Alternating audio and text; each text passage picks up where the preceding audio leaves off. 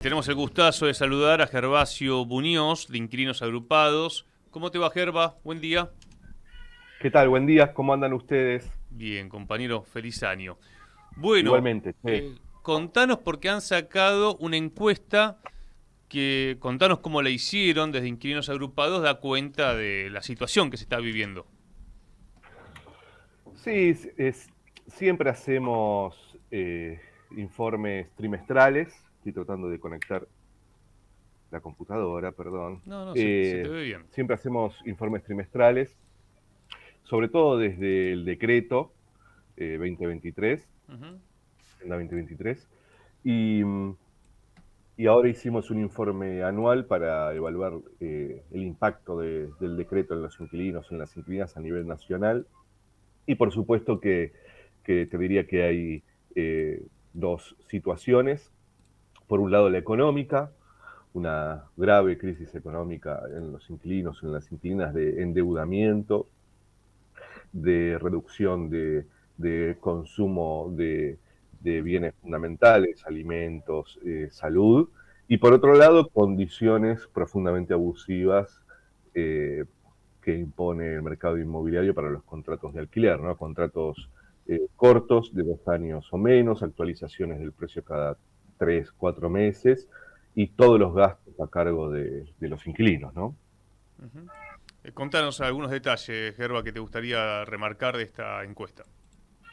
Bueno, yo diría que hay algunas cosas fundamentales. En principio, que el 45% de los ingresos totales del hogar se destinan solo al pago de alquiler y de expensas. Ujú. Después, eh, uno de cada cuatro tuvo que dejar la vivienda por no poder seguir afrontando el pago del alquiler. Y después algo, Lucas, que me parece un poco obvio, pero que en esta época hay que seguir explicándolo una y otra vez, y es que la desregulación le entregó al mercado inmobiliario la posibilidad de elegir las condiciones, porque cuando uno ve eh, cómo se están firmando los contratos de alquiler en Argentina, absolutamente todos son por 2 años o menos. Esto quiere decir que no hay ningún tipo de negociación, que el mercado inmobiliario ha decidido que los contratos duren eh, 2 años o menos, ¿no? Entonces, aunque parezca una obviedad para nosotros, cuando el Estado se retira, en realidad lo que está haciendo es entregándole al poder económico, al que tiene más poder, la posibilidad de ocupar el rol del Estado y de decidir entonces las condiciones, en este caso, en las que se alquila vivienda, ¿no? Claro. También, bueno, quienes vean los índices de actualización de los alquileres, eh, más allá que bajó la inflación, y es cierto, cuando uno hace los cálculos anuales, o bueno, en algunos casos semestrales o trimestrales, porque hoy conviven algunos, digamos, quienes han firmado por 3 años o 2 años, pero es altísimo, ¿no? Realmente se hace impagable. Sí, mira, ahí hay tres discursos, te diría. Uno, el del mercado, las empresas de comunicación y el gobierno nacional, que es que hay muchísima oferta y que los precios de los alquileres bajaron en términos reales. Eso es lo que dice el gobierno nacional, el Fondo Monetario, inclusive en el último reporte para la Argentina, dice que los precios de los alquileres bajaron en términos reales gracias a la desregulación, tomando datos de Mercado Libre. Eh, y después casi todos los medios de comunicación abrís todos los días los portales y te dicen que la situación es genial para los inquilinos.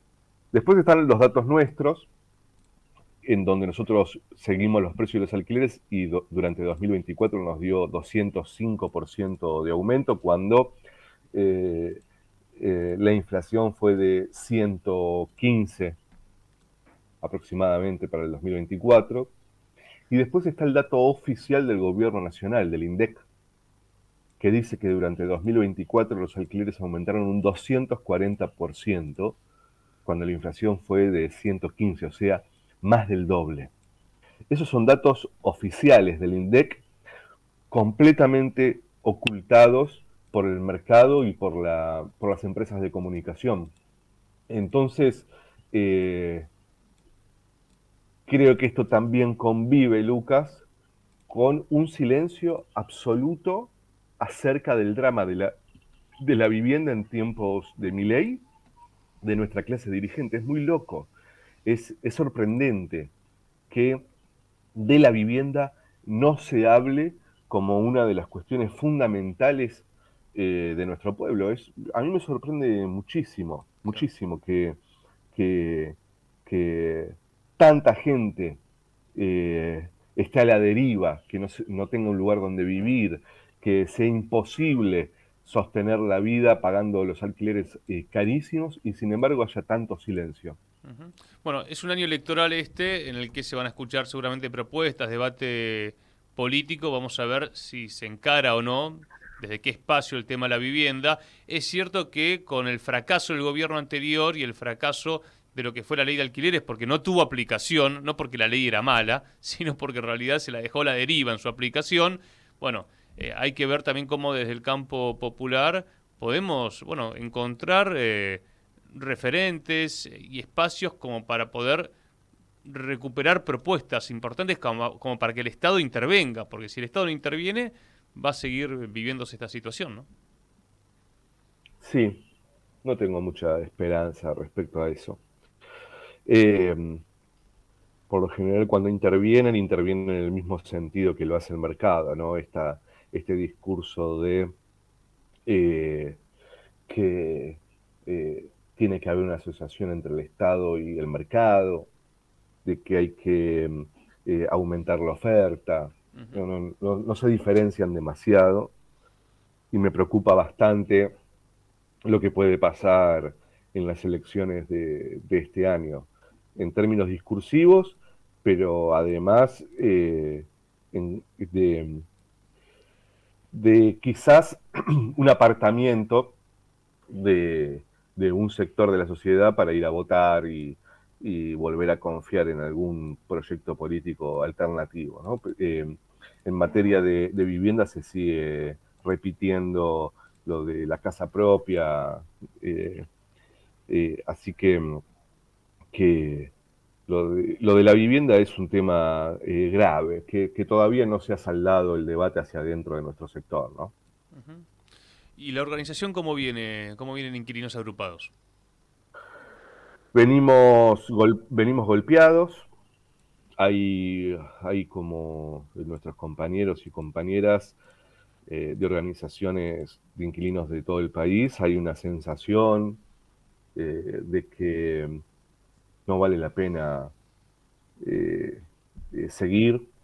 Ha golpeado muchísimo, no solo la victoria de Milei, sino eh, eh, la desorientación de nuestra dirigencia, ¿no? Ha golpeado fuerte. Y hay organizaciones que han perdido eh, la iniciativa, que no saben muy bien qué hacer en provincias en donde eh, la hegemonía de Milei y del macrismo es absoluta, en donde la dirigencia sindical y política en algunas provincias eh, eh, casi no existe. Y en particular, en Inquilinos Agrupados, organización de la ciudad de Buenos Aires, eh, lo que estamos intentando es conservar la participación, seguir acompañando toda la demanda de inquilinos e inquilinas que nos llegan todos los días con quilombos Ujú. terribles y entonces acompañar eso, tratar ¿Qué tipo de de consultas están llegando, Gerba? no puedo pagar el alquiler, Claro. básicamente. No puedo pagar el alquiler, muchas consultas acerca de Me consta que estoy esto está llegando a las inmobiliarias y que han habido ya desde el fin del año pasado negociaciones eh, en algunos casos se han logrado negociar, en otros casos no. Pero que hay muchas consultas de eso, de bueno, negociemos porque no puedo pagar y quizá el propietario accede, quizá digo, ¿no? A uh-huh. que, bueno, a negociar el precio. Porque la inflación Sí, ha sido altísima. Bueno, vos recién marcabas el doble entonces se hace impagable. ¿Qué preferís? ¿Que me Sí, vaya yo, que sabes que te pago el alquiler, o negociemos el precio y por se lo lleva? general, Lucas, al ser un bien tan fundamental, tener un lugar donde vivir, eh, los rentistas lo que hacen es andate, necesito a alguien que me pague sin chistar. Ujú. Siempre va a haber alguien que va a pagar el alquiler. Entonces, más allá de eso, las consultas son estas, no puedo seguir pagando el alquiler. Muchas consultas es, estoy por firmar contrato y en el contrato dice que me tengo que hacer cargo de absolutamente todo, que tengo que pagar todas las expensas, que tengo que pagar los impuestos. Esto es Perdón, así. ¿contratos que también tenés que pagar las extraordinarias? Sí, claro, porque hoy el decreto lo que plantea en términos generales es que cualquier cosa que se firme en el contrato es ley. Entonces, la desregulación no solo fue en el plazo del contrato y en la actualización, sino que además la desregulación permitió que se cargue sobre el inquilino absolutamente todos los gastos de la vivienda. Eso es lo que impacta económicamente, Lucas, en los inquilinos. La ley de alquileres no solo regulaba el plazo y la actualización, sino que además los impuestos, los arreglos en el edificio, etcétera, eran obligación de los propietarios sin importar lo que diga el contrato. Ujú. Hoy en los contratos te pueden fijar que te tenés que hacer cargo. Mira, el otro día leí un contrato que me mandaron que decía que la inquilina se tenía que hacer cargo de absolutamente todos los arreglos y que además, si el propietario decidía hacer un arreglo, lo podía cargar a cuenta de la inquilina. Digo, se despierta un día el propietario y dice, che, ¿sabes qué? Voy a arreglar, voy a pintar absolutamente toda la vivienda, tenés que pagarlo. Si no, se rescinde el contrato. Yo no sé si hay tanta noción, tanta conciencia acerca de lo que se hizo con el alquiler de vivienda y lo que se está pasando. Eh, eh, Creo que solo va a pasar que se construya otra mirada sobre la vivienda el día que la dirigencia alquile, porque realmente es muy dramático lo que está pasando y muy silencioso, porque, Lucas, el Estado de los últimos años es un Estado caritativo, es un Estado que aparece cuando ya se pagaron las consecuencias del sistema. Me refiero a que el Estado aparece cuando ya te quedaste en la calle, no para intervenir sobre las condiciones en las que se alquila, por ejemplo. El Estado aparece con la frazada, con el colchón, con el parador, con un bolsón de comida, pero no aparece cuando te quieren cobrar cosas por fuera de la ley, Ujú. etcétera. Entonces, eh, eh, me parece que eso ha generado también un odio hacia el Estado eh, eh, muy terrible, que yo lo veo en los inquilinos, yo lo veo, que no tienen ningún tipo de esperanza de que algo pueda cambiar, no tienen ningún tipo de esperanza en el Estado, no tienen ningún tipo de esperanza en la política. Eh, Muchos me plantean, siempre fue así, esto no va a cambiar. Bueno, eh, es una tarea enorme la que hay que hacer para reconstruir eh, la legitimidad de la práctica política. Coincido, ¿eh? Coincido, me parece que aparte cuando uno ve, lo charlábamos el otro día respecto de Ritondo, los silencios de muchos dirigentes políticos sobre ese escándalo que hace también al negocio inmobiliario, y recordábamos la firma conjunta de Massa y Ritondo para ir contra la regulación de la ley, bueno, de los alquileres, ¿no? Que fue un intento que se Sí, hizo, y de exenciones impositivas para la construcción, tal eso cual. firmaron en conjunto.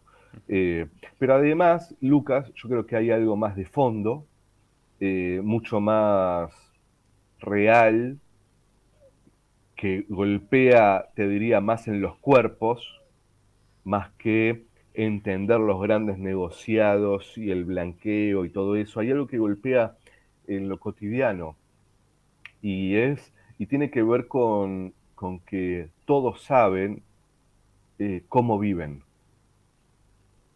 Se ve en los barrios, se ve en las localidades, se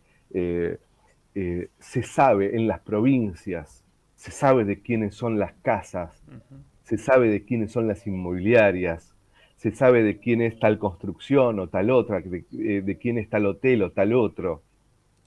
Esas cosas se saben. Yo he viajado por las provincias, por las organizaciones inquilinas, y siempre que voy, charlamos, por supuesto, de cómo está la situación y quién maneja el negocio inmobiliario, etcétera. Y todo se sabe, Lucas, y eso cala muy hondo, día a día, año tras año, eso caló muy hondo. Después, por supuesto, eso aparece ya con datos reales. Ritondo es dueño de casi todo Pinamar, ¿no? Pero yo hace unos meses, a mí me escribían inquilinos de Pinamar y me decían, no sé lo que están haciendo acá. Bueno, esas cosas se saben. Y yo creo que eso es lo que hace eh, eh, más mella en la legitimidad de la práctica política. Bueno, es un apunte como para poder repensar la política y la práctica. Gerba, querido, te mandamos un fuerte abrazo, gracias por la nota y estemos en contacto. Dale, les mando un abrazo muy grande, que tengan buen año. Vamos a vencer, amigos. Así es, el optimismo siempre. Por Abrazo grande. supuesto. Adiós. Gervasio Muñoz, Inquilinos Agrupados.